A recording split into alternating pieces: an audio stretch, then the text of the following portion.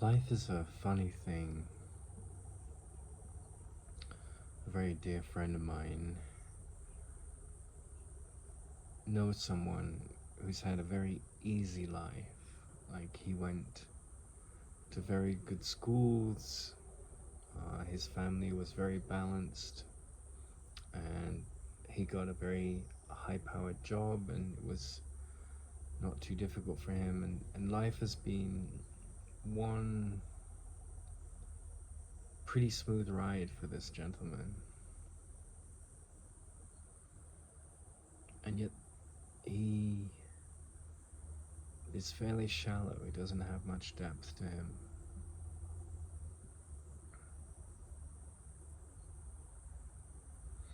And then on the other side of the coin, one finds people who have had maybe very challenging childhoods, very abusive experiences. And in their minds, often there is a sort of obsessive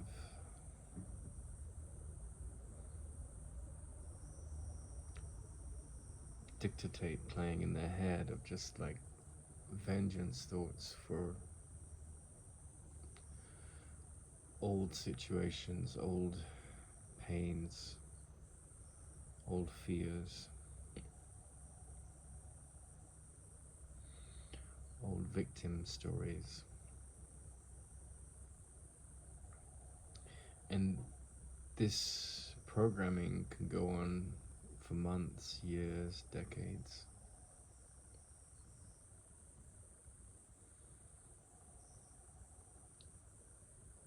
And so one can be trapped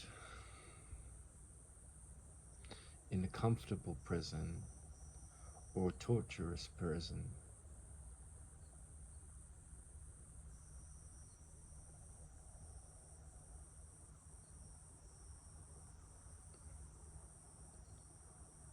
But either way,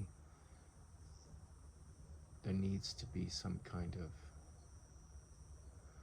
call in oneself to come to urgency.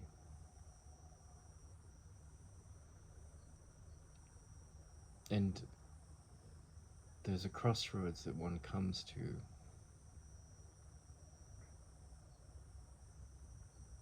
And at that crossroads, which one might call a crisis,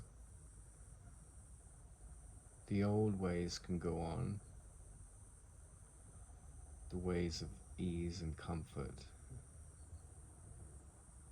and superficiality, or turbulent upset and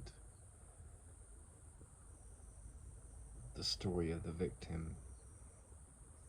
Or there's another option, and it's really kind of a mystery how the other option happens. I don't think there's any reason or rhyme or reason to it. There's no like prescription for it to happen.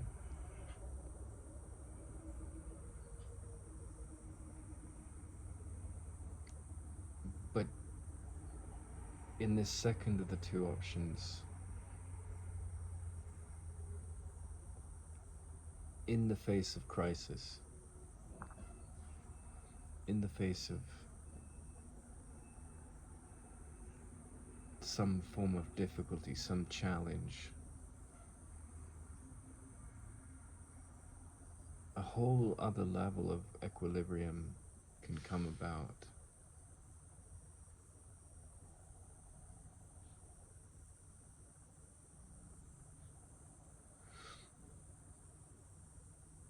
And there's different words for what that equilibrium is, but one might say it's a sense of the sacred, or an awareness, a spaciousness. But it's like the firmament, the sky, you know, it's so wide and open and expansive.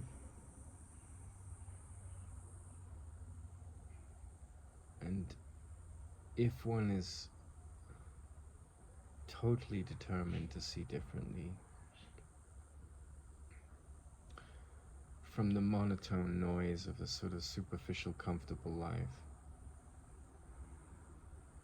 or the treacherous cavern of one's poisonous thoughts, the victim mind,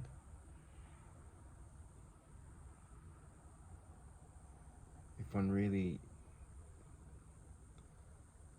digs deep down, surrenders to the silence, surrenders to the serenity, whatever the story of your life, you know, allows this mystery to come up.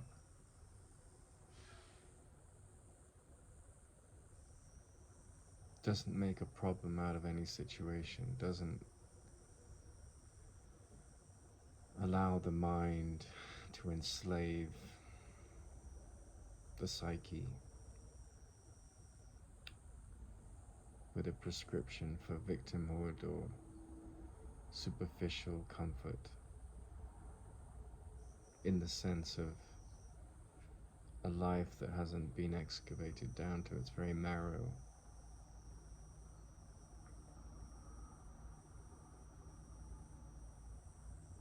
If one doesn't settle for these things, then I think change is possible. And with that change comes a revision. It's not a conscious revision in the sense that, you know, you read a book and it says, you know, practice gratitude. It's not like that. But it's more an awareness that whatever road has led you to that crisis, into the quietness in your mind that flows when you're fully present and not indoctrinated by some ticker-tape story of a superficial entity that you've aligned yourself with by your conditioning, by your education, by your family's upbringing.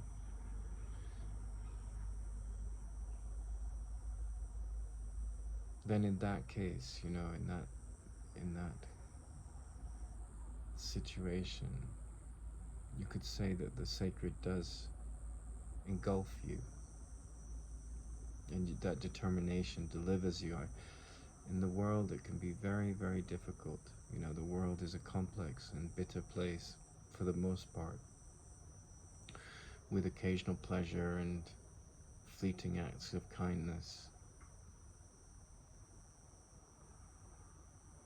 And I've always had this, since I was about 16, I've had this fascination with the phrase, you know, looking out from a smiling cave. And it's such a beautiful statement because the way I experience it is there is a state of mind which is very peaceful, and it's in the mind, and it's looking out from the mind like looking out from a cave, and you, the entity in the cave, is smiling, and the cave itself is smiling because the whole atmosphere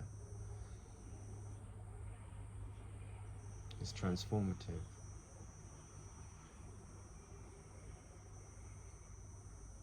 Because this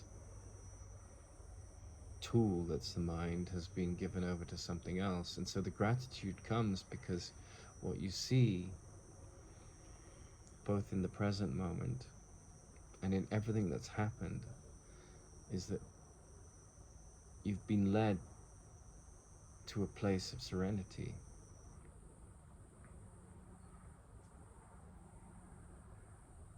All your pain, all your suffering, all the things that were done to you that were horrendous, unkind, all the pained people that hurt you because they hadn't healed their pain, It's all seen in a different light because something arises in you which won't let the momentum of your hurt and your wounds and your sense of being ill-treated doesn't rule your mind anymore.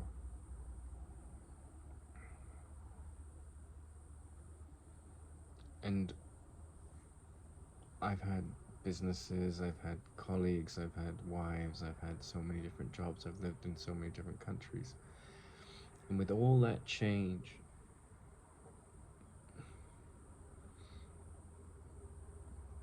from the perspective of the fearful mind, the one constant is uncertainty and anguish, ups and downs. But from the perspective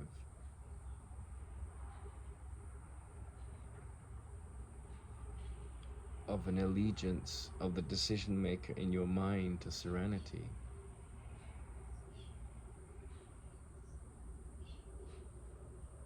serenity trumps all. You could be in pain, you could need medicine, you could be stolen from, you could be homeless. But as I said, if you're determined to see differently, and if you find this ambition that is aligned with serenity, that will do whatever it takes not to subscribe to the belief system that says I'm a victim of the world I see, and not to subscribe to any belief system, but to be present with this quality of quietude and serenity, and to make that your home, no matter what the externals dictate to you. You know, the Stoics, their whole philosophy, just as the Buddhists and any advanced intelligence, their focus is my greatest asset, my greatest power is no matter what happens in the external world, I can choose peace. And in my experience,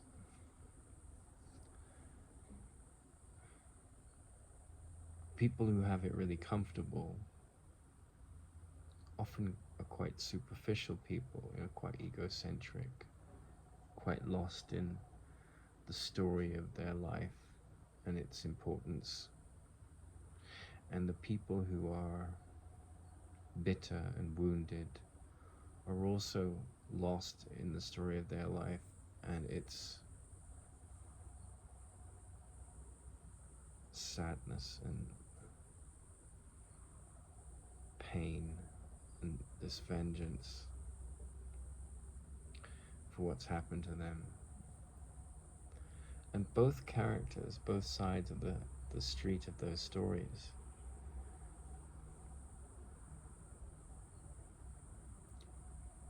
without some revolution in the consciousness, stay that way.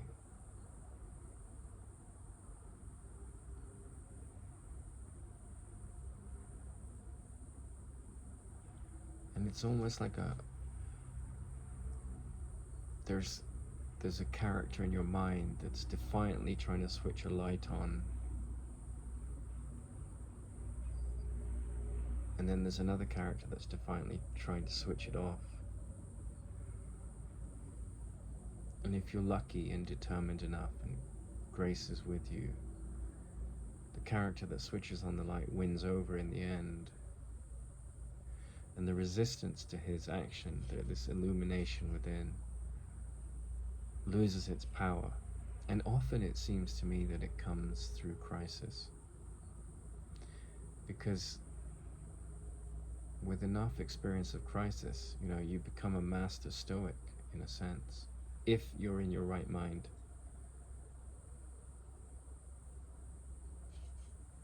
But if you're trapped in comfort, if you're trapped in, and I'm not saying you should suffer, you should be sadomasochistic, but what I mean by that is like that gentleman I described. If you're trapped in this bubble that you're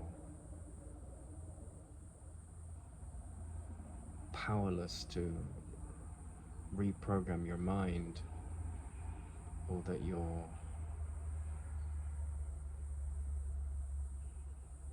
lost in some superficial experience of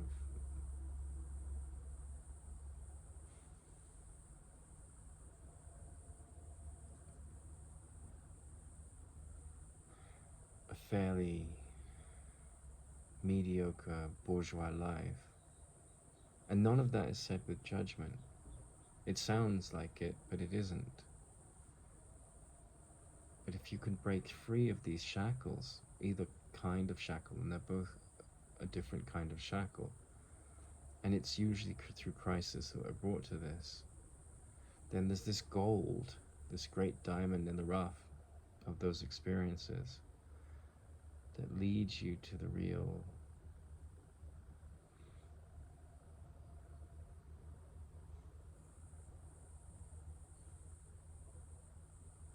intractable gift of life.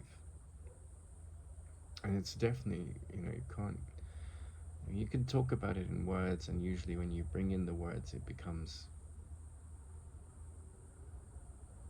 easily misinterpreted. You can talk about it as like the spiritual realm or spiritual sight.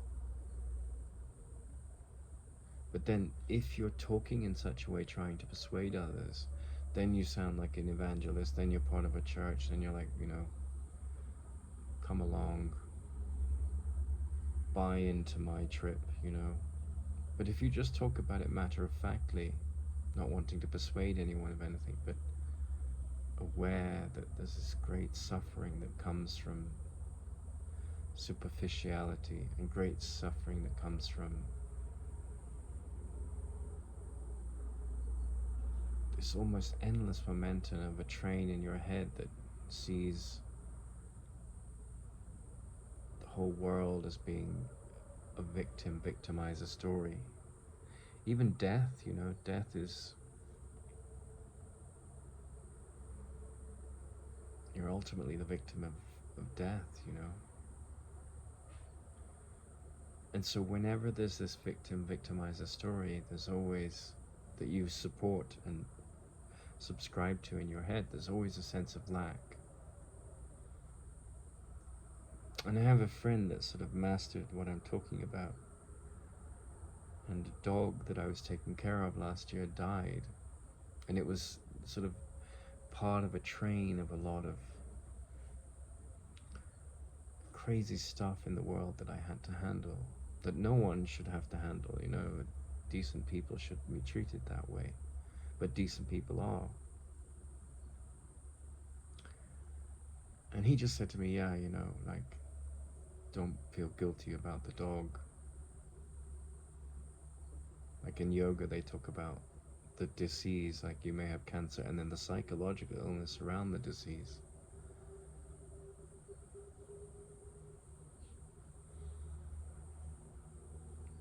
And it's that kind of insight, that kind of intelligence that supports switching the light on in your head.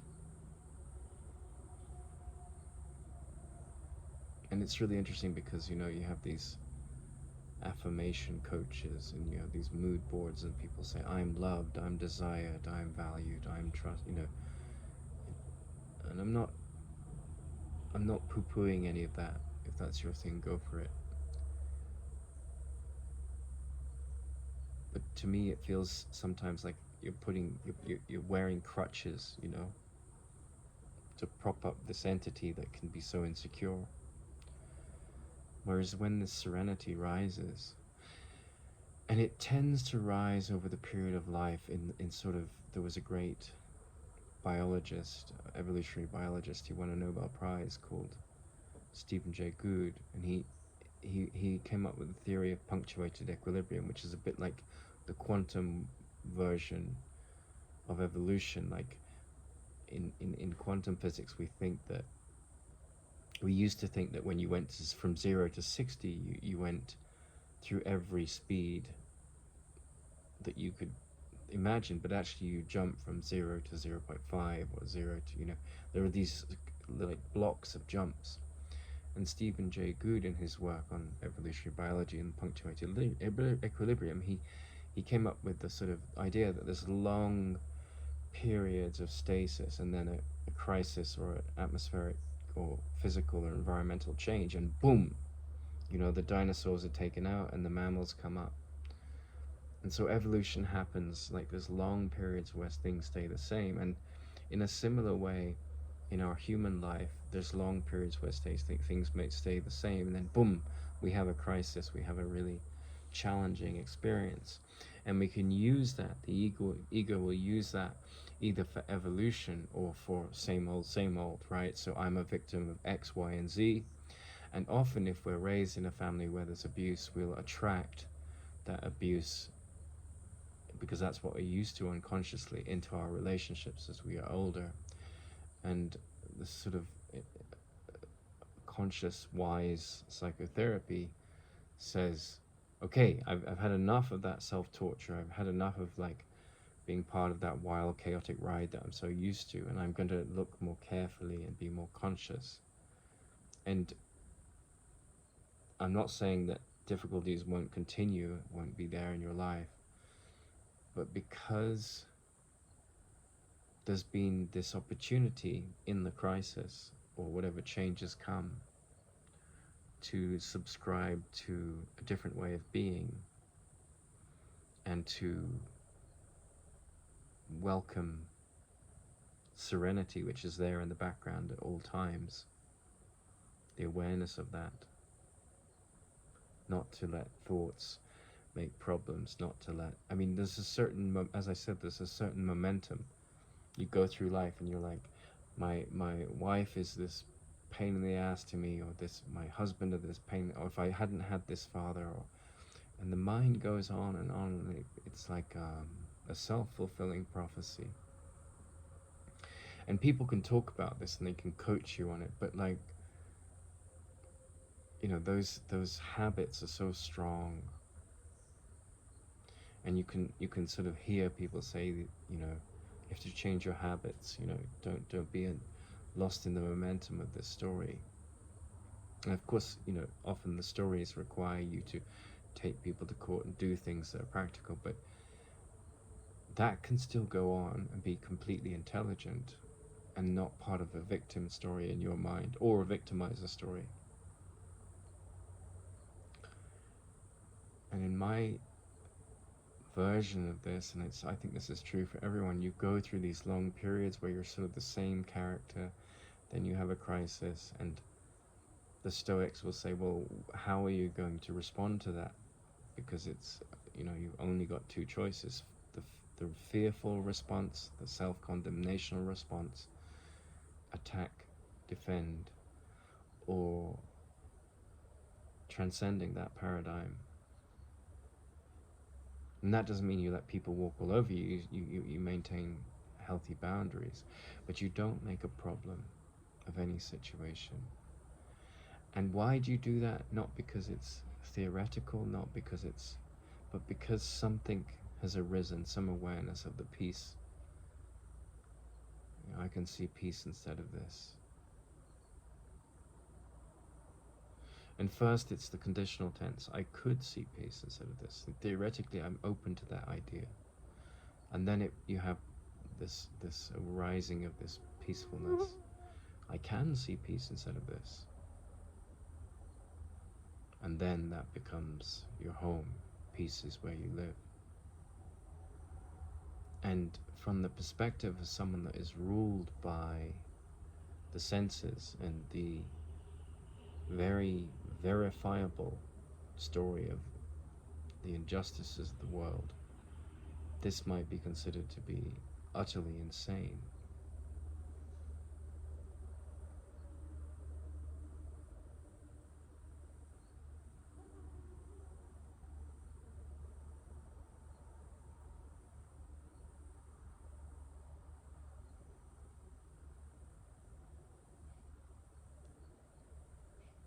But it's the most important thing. It's my conviction that the whole universe exists to master this.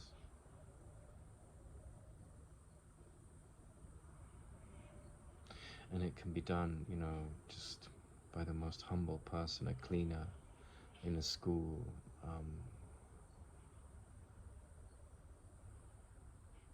a truck driver, you know, someone that completely, it's got nothing to do with what you do in the world, it's got everything to do with how you see it and how you see yourself. And that entity that sees,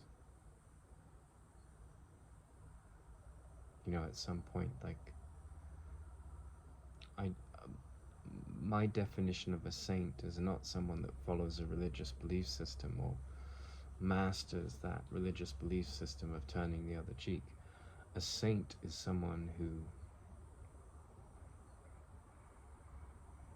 has been taken over by this ocean of serenity. And I think it comes about because there's a longing. There's a longing to break free of duality, up and down, good and bad, pleasure and pain. And I think many monks you meet sort of go into this school to become a monk, and they learn all these sacred texts and they follow all these rituals, and maybe they'll get more peaceful,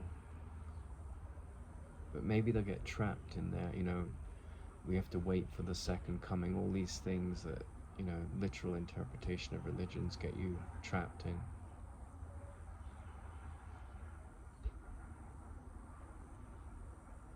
And they may never become a saint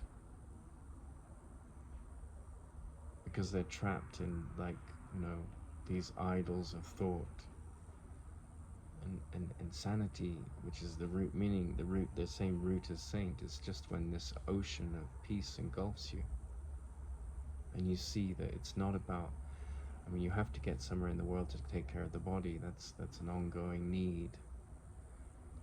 And you have to handle all these insecure egos. But if you master dropping yours, because this ocean of serenity takes over, you might see yourself as a great failure, but that is the only success that you will ever find in this world. Every other kind of success is passing. And that's the only success that can handle this problem of death, because then what dies, if there's just peace, right? There's flatlining peace. There's no up, down. The heartbeat goes on, but what dies is the serenity.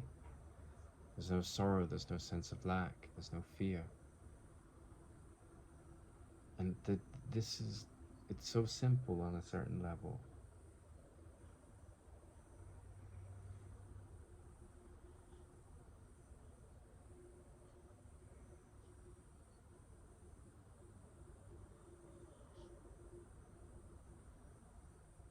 And one of the problems when that's sort of happening to you or happened to you, there's a great deal of sensitivity that comes with it. And for a while, the ubiquity of the neurosis, the neurotic story, the insecurity is all you see. But then, because the ocean just engulfs you and engulfs you and engulfs you, that becomes more like a background noise. And because you know it's the lie, it's the deception that everyone is trapped in, as you once were. And so your presence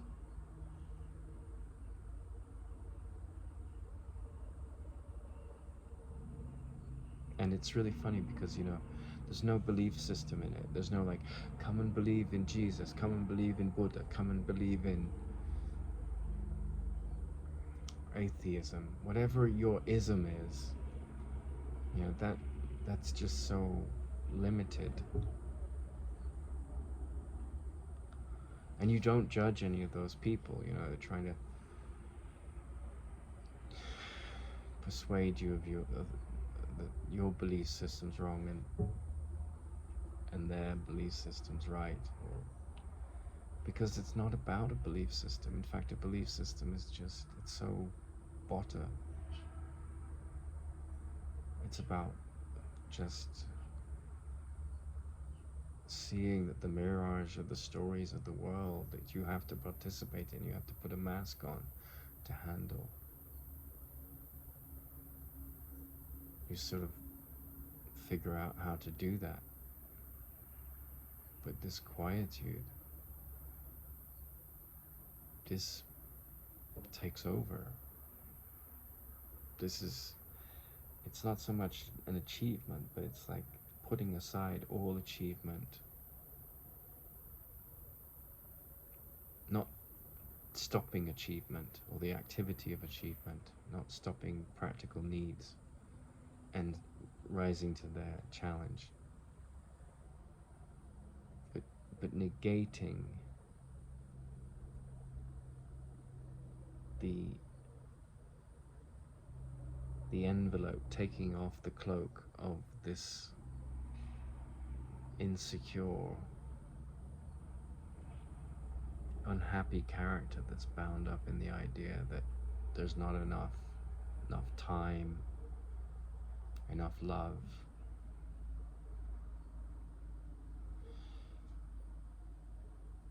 And I have no doubt, I'm not saying that life can't be very difficult.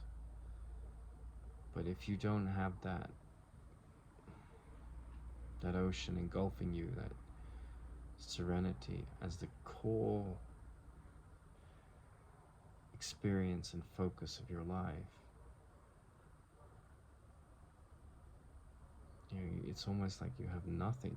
You just have attachments and stuff and history to bind you and define you.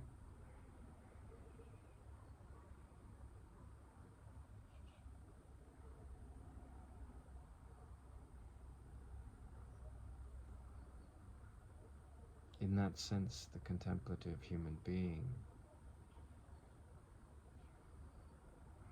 is in a totally different. He or she has found something that they would never give up for the rest of the world. Like the world